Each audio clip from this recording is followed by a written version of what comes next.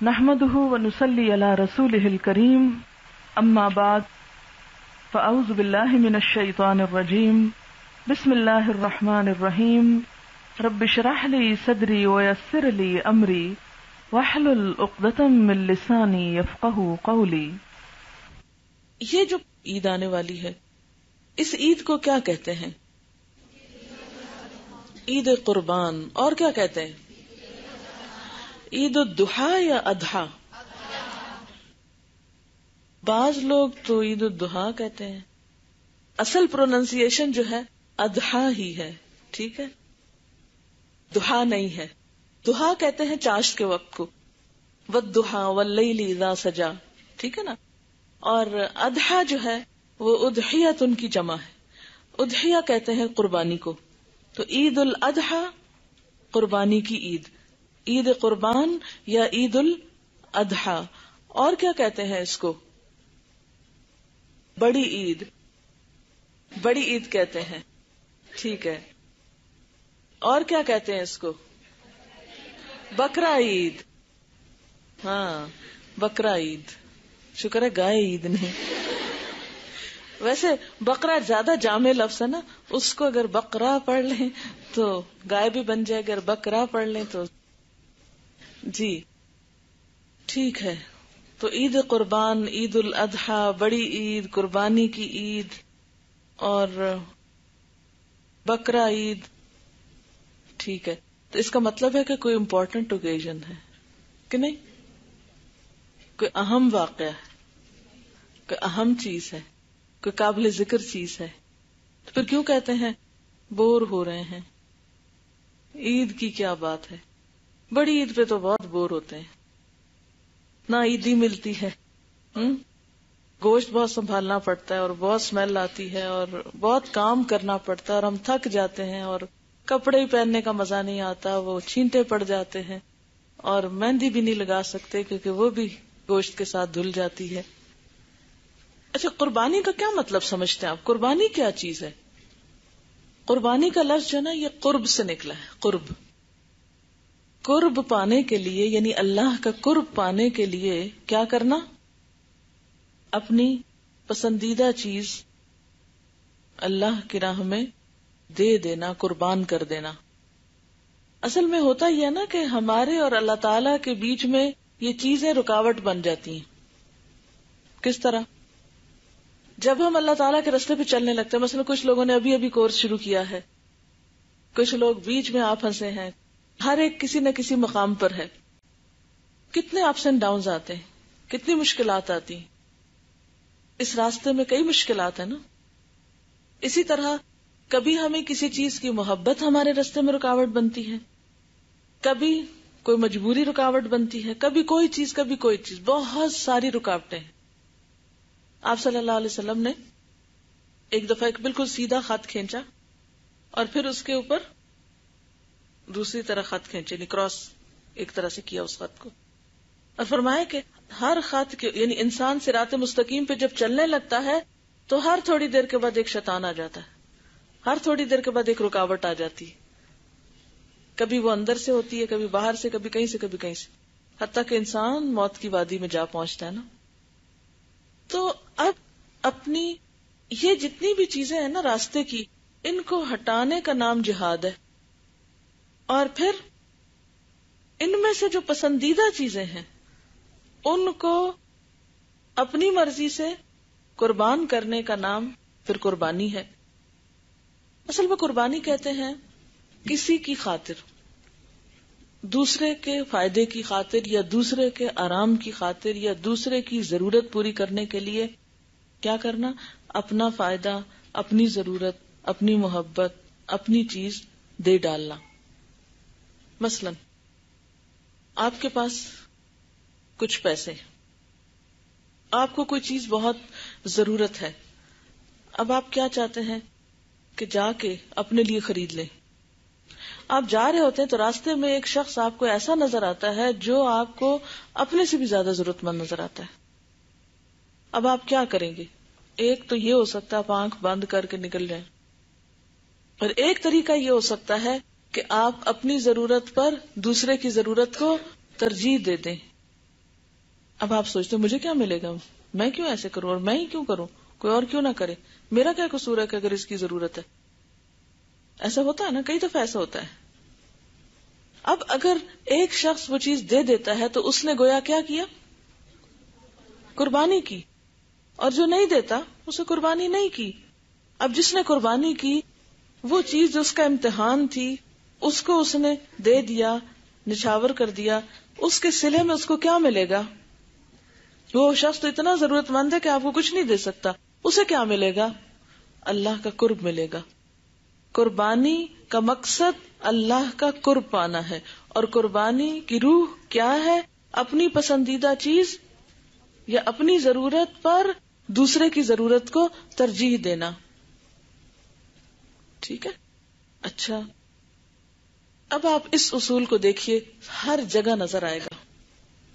مثلا آپ جو یہاں بیٹھ کر پڑھ رہے ہیں، کیا آپ کو یہاں پہنچانے میں کسی نے کوئی قربانی کی ہے؟ کی ہے کسی نے کوئی قربانی کہ نہیں کی؟ آپ کے ماں باپ نے یا آپ کے رشتہ داروں نے یا آپ کے کسی نے کی ہوگی نا. آپ کی امی ہو سکتا ہے بہت بیمار ہوں، ان کو آپ کی خدمت کی ضرورت ہو. آپ کے بچے ہو سکتا ہے چھوٹے ہوں، آپ کو ہو سکتا ہے مال کی بہت ضرورت ہو اور جاب کی ضرورت ہو اس وقت، اور آپ وہ چھوڑ کر یہاں بیٹھے ہوں علم حاصل کرنے. تو یہ سب کیا ہے؟ دراصل قربانیاں. اچھا، پھر اسی طرح آپ دیکھیے کہ ہر چیز جو ہمیں ملتی ہے وہ کسی کی قربانی سے ملتی ہے. دیکھیں، ہر لفظ کا ایک لفظی معنی ہوتا ہے نا اور ایک اصطلاحی معنی ہوتا ہے. قربانی کا لفظی معنی کیا ہے؟ اپنی ضرورت پر دوسرے کی ضرورت کو ترجیح دے کر دوسرے کے آرام کی خاطر اپنا آرام اور دوسرے کی ضرورت کی خاطر اپنی ضرورت کو قربان کرنا، دے دینا، خود پر دوسرے کو ترجیح دینا. اسلامی اصطلاح میں کیا ہے؟ اللہ کا قرب پانے کے لیے اپنی پسندیدہ چیز اللہ کے راستے میں دینا. ٹھیک ہے. اچھا، اب آپ دیکھیے کہ کائنات میں قربانیاں کہاں کہاں ہو رہی ہیں. میں ایک دو مثالیں آپ کو دوں گی، پھر آپ خود بھی سوچئے ذرا. مثلا سمندر قربانی کرتا ہے، اپنا منو ٹنو پانی ہوا کو دیتا ہے، پھر وہ اٹھاتی ہے ہوا اور بادل بنتے ہیں. اگر سمندر پانی دینے سے انکار کر دے پھر کیا ہو؟ بارش برسے؟ نہیں برسے. اچھا، بارش برستی ہے، بارش جو کل تک بادلوں میں ہوا میں اڑ رہی تھی، اتنی اونچی جگہ سے سیر کر رہی تھی، اب کیا ہوا؟ زمین پر جب پڑی تو زمین کے اندر جذب ہو گئی، گم ہو گئی نا. وہ کہے نہیں، میری تو شان اتنی بلند ہے کہ میں ہزاروں میل تک اتنی اونچائی پہ اڑتی رہی ہوں، اب تو مجھ کو کہتے زمین میں چلی جاؤ، میں تو نہیں جاتی. فصلیں سیراب ہو سکتی، زمین زرخیز ہو سکتی، مردہ زمین زندہ ہو سکتی نہیں. اچھا، اسی طرح آپ دیکھیں، بیج ہے، ایک بیج جب اپنے آپ کو قربان کرتا ہے کیا نکلتا ہے اس میں سے؟ زمین کیا دیتی ہے؟ ایک پودا نکلتا نا اس سے. اگر بیج کا میں نے نہیں قربان ہونا، میں نے بیج ہی رہنا ہے، وہ اپنی اکڑ قائم رکھے، وہ نہ جھکے، وہ زمین کے اندر جانا گوارا نہ کرے، کیا ہوگا؟ بیج بیج ہی رہے گا، اسے دوسری زندگی نہیں ملے گی. اور اگر وہ قربان ہو جاتا ہے تو اس کو پودے کی شکل میں کتنا بڑا ریوارڈ مل جائے گا. اس کی ذات، اس کی انا، اس کی شخصیت تو گئی، لیکن جو کچھ اگا وہ کتنا بڑا تھا، کتنا زیادہ تھا.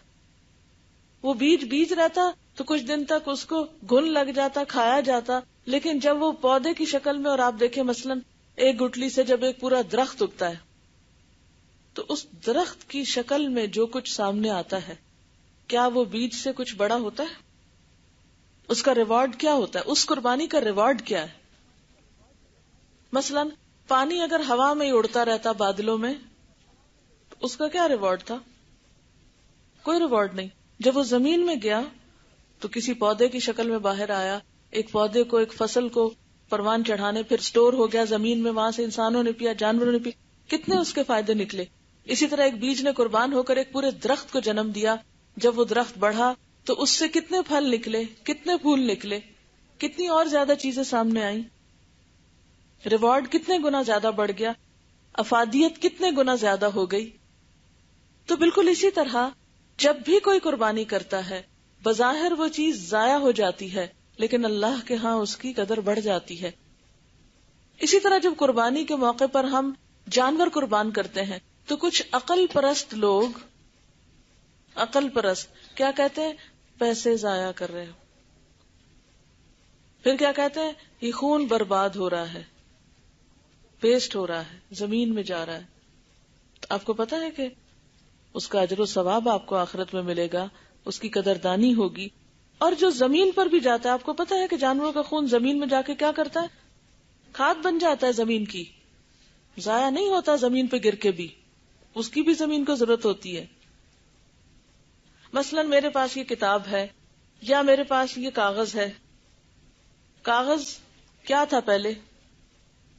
ایک درخت تھا.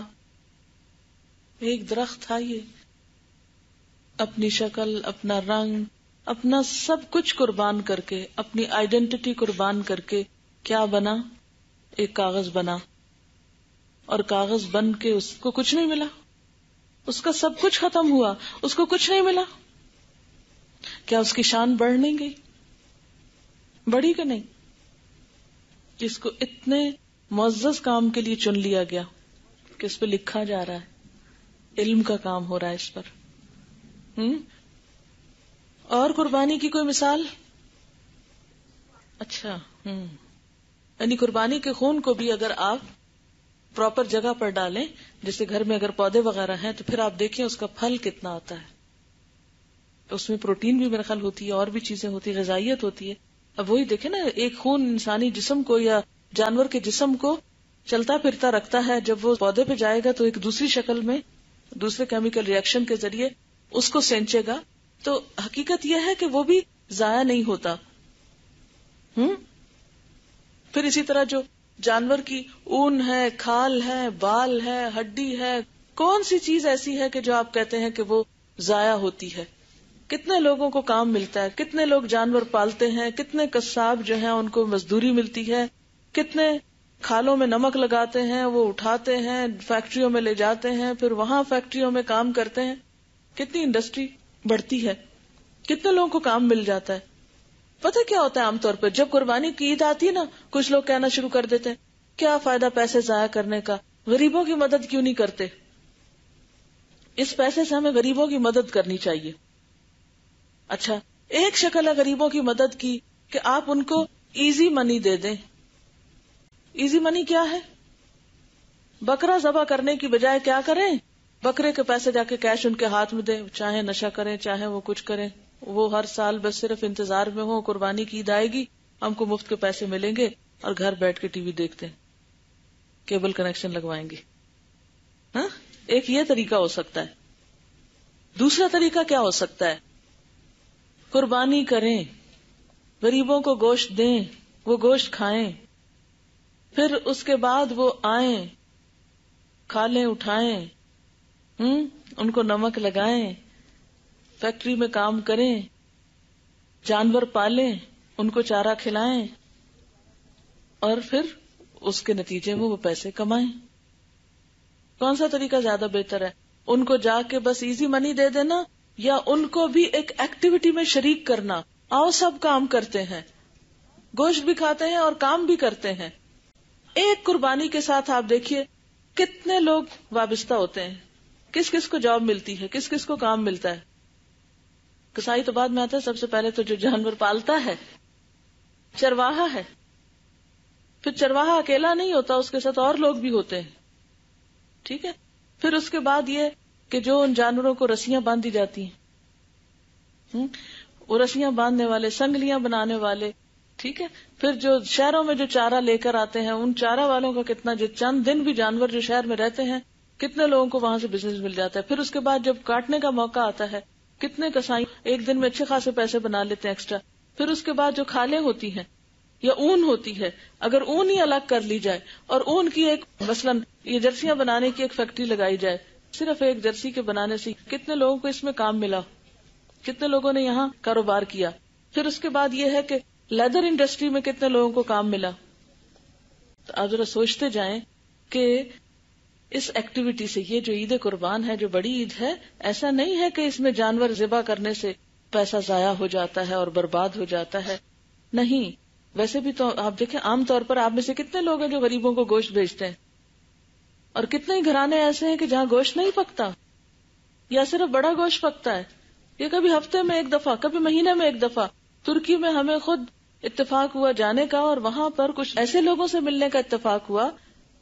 اصل میں یونیورسٹی کا ایک طالب علم تھا، تو ہم بھی پڑھنے والے اسٹوڈینٹس تھے، تو ہم نے پوچھا ایک طالب علم سے کہ گوشت کہاں ملتا ہے اور کیا بھاؤ ہے. کہتے سچ پوچھو تو مجھے نہیں پتا بھاؤ کا، اور نہ پتا ہے کہاں ملتا ہے.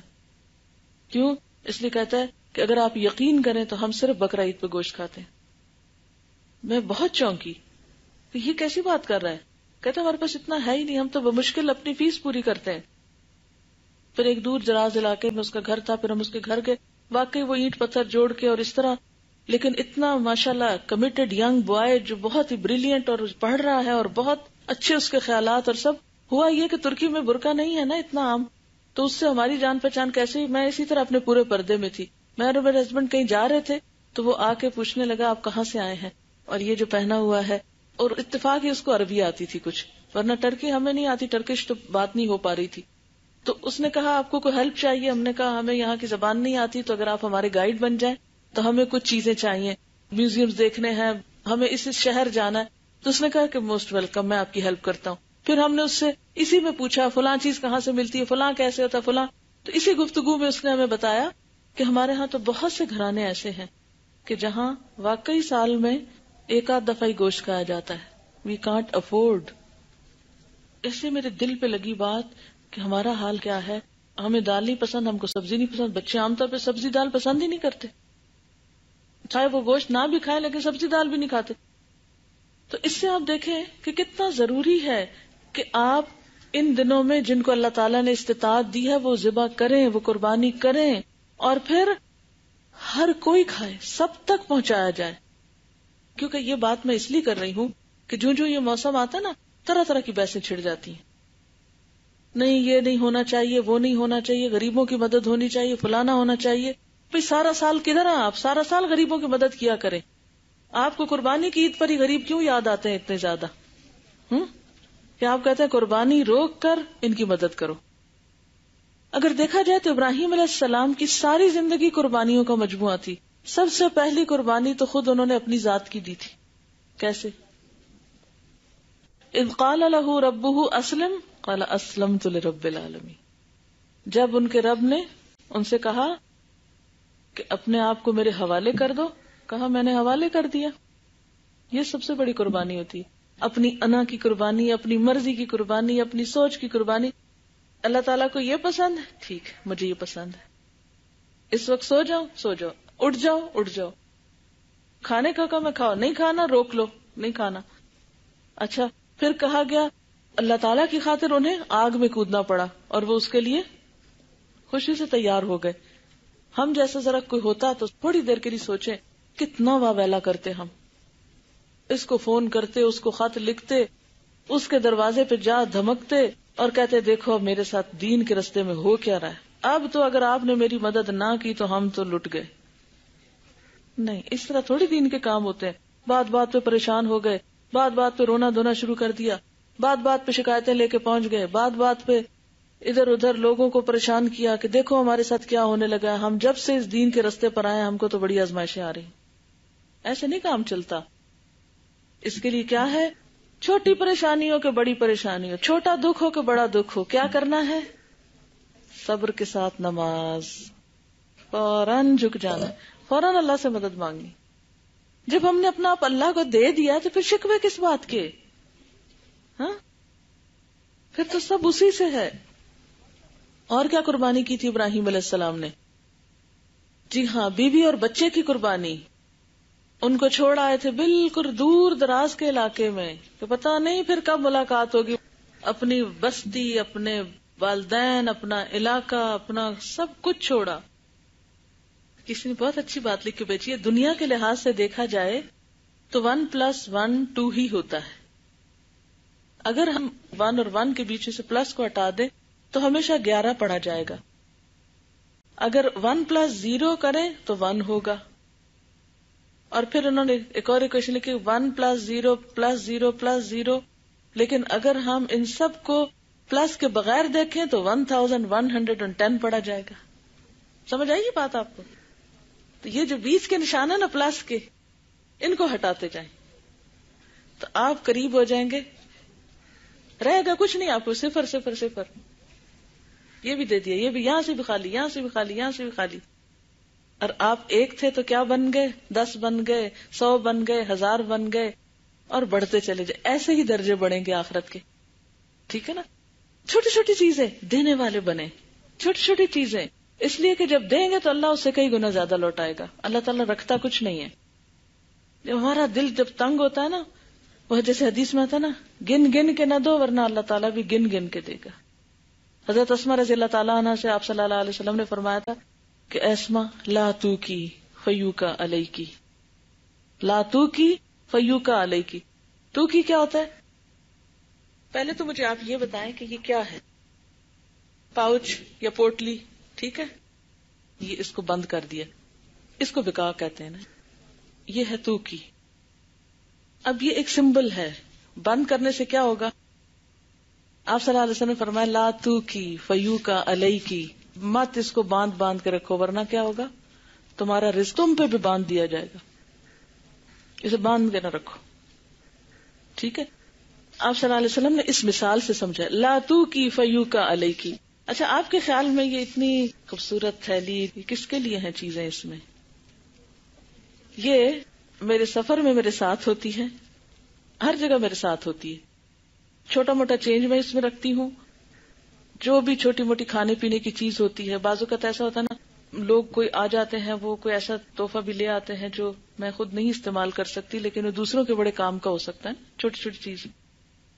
تو جو بھی مجھے گھر میں ایسی چیز نظر آتی ہے نا جو میں سمجھتی ہوں کہ یہ استعمال نہیں ہو رہی ہے، کچھ ایسی چھوٹی چھوٹی چیز میں اس میں ڈال کے رکھتی ہوں. اچھا، جہاں جہاں جن رستے، کراچی میں یہ بہت زیادہ ہوتا ہے کہ جہاں جہاں ہم جن رستوں سے گزرتے ہیں نا، وہاں کوئی نہ کوئی کھٹکانے والا آ جاتا ہے، وہ گاڑی پہ کھٹکاتے. تو اس میں سے میں پھر ان بچوں کو نکال کے چیزیں چھوٹی چھوٹی دیتی رہتی ہوں، جو کچھ بھی چھوٹا موٹا ہوتا ہے. اچھا، کچھ بچے تو اتنا پہچانتے ہیں، وہ تو آ کے کہتے باجی السلام علیکم. اچھا، کل ہی ایسا ہوا کہ جب میں آ رہی تھی رستے میں تو ایک بچہ کہتا ہے آ کے باجی سلام کرنے آیا ہوں. میں نے کہا اچھا ٹھیک ہے. وہ ایک لمبا اشارہ آتا ہے وہاں پر، تو جب وہ اشارہ قریب ہوتا ہے نا تو میں اس کو کھول لیتی ہوں اور پھر اس میں سے ایک ایک دو کیوں بےچارے دھوئیں پہ کھڑے ہوتے ہیں، پتہ نہیں کچھ کھایا ہوتا ہے کہ نہیں کھایا ہوتا. اور پھر مافیا بھی بہت ہے کہ لوگ ان سے بیگنگ کرواتے ہیں.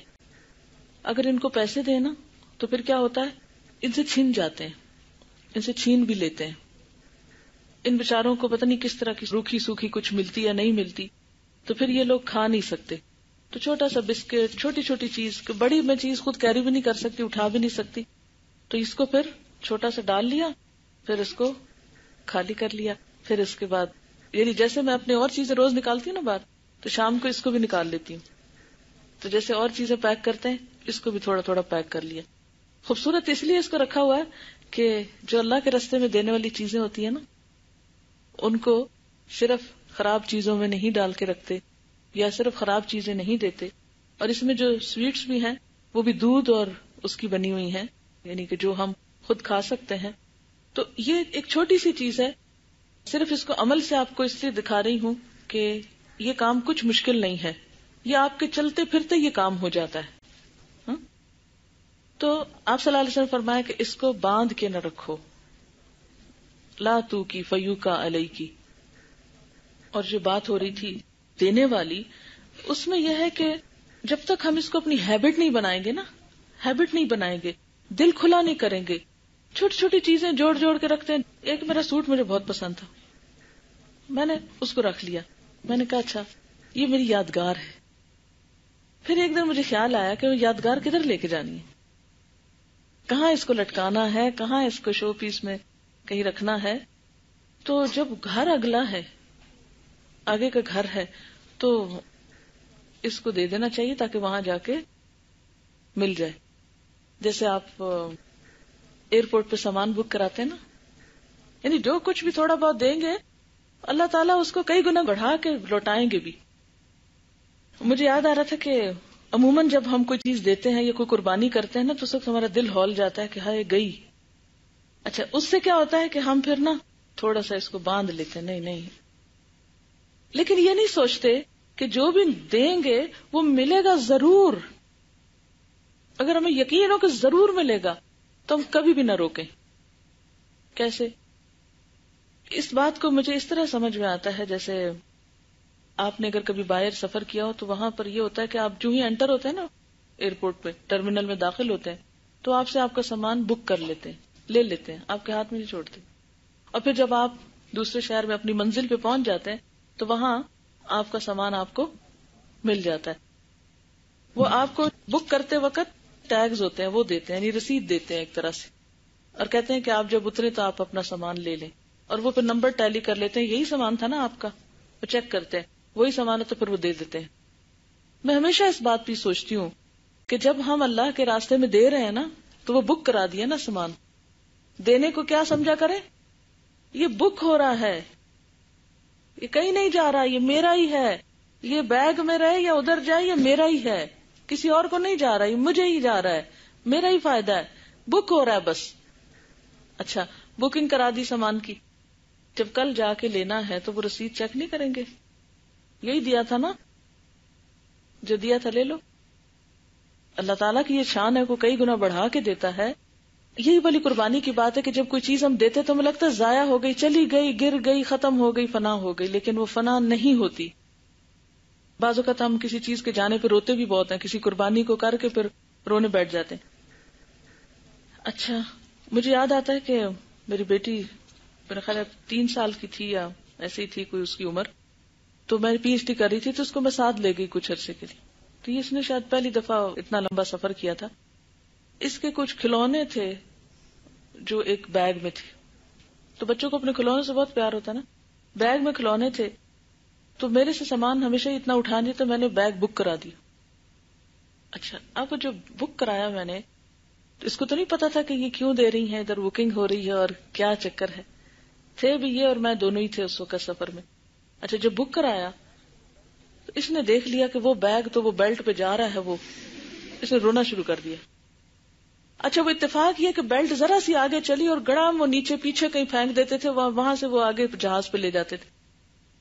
اس نے اتنا شور مچایا کہ وہ بیگ لے گئے, وہ بیگ لے گئے, وہ بیگ لے گئے. اب میں اسے سمجھاؤں کہ جب ہم وہاں اتریں گے جا کے تو پھر وہاں سے ہمیں مل جائے گا, لیکن اس کو اس وقت بچہ تھے نا, سمجھ نہیں آ رہی تھی.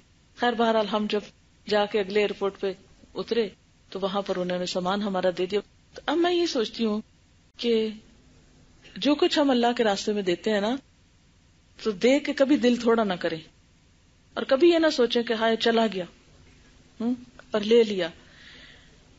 کوئی بھی چیز جو اللہ کے راستے میں آپ دیں, بظاہر وہ جاتا ہوا محسوس ہوتا ہے. اور یہ جو ہر سال ہم سے قربانی کی عید کروائی جاتی ہے نا, ہر سال ہم کو کرنی پڑتی ہے قربانی, جو بھی صاحب استطاعت ہے, اس کے پیچھے بھی روح, مقصد اور فلسفہ یہی ہے کہ ہم اللہ کی راہ میں دیں.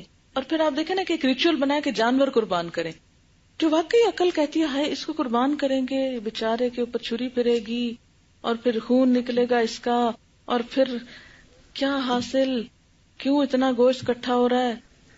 یہ سب عقل کی باتیں. جو قربانیاں محبت میں کی جاتی ہیں ان کو گنتے ہیں کبھی آپ؟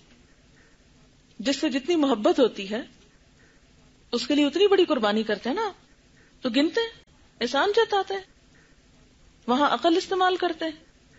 ایک کارڈ جو آپ 100 روپے یا 150 روپے میں بعض اوقات خرید لاتے ہیں, اس کے پیچھے کوئی لاجک ہے؟ اگر آپ اس وقت حساب کرنے بیٹھ جائیں کہ اس سے تو 10 مزدور کھانا کھا سکتے تھے, میں نے کیا کیا, اس وقت کوئی بھی نہیں کہتا. لیکن جب اللہ کے راستے میں کچھ دینے کی بات آتی ہے اور خصوصاً ایک ریچول ادا کرنے کی بات آتی ہے تو ہم کہتے ہیں دس از اے ویسٹ آف منی.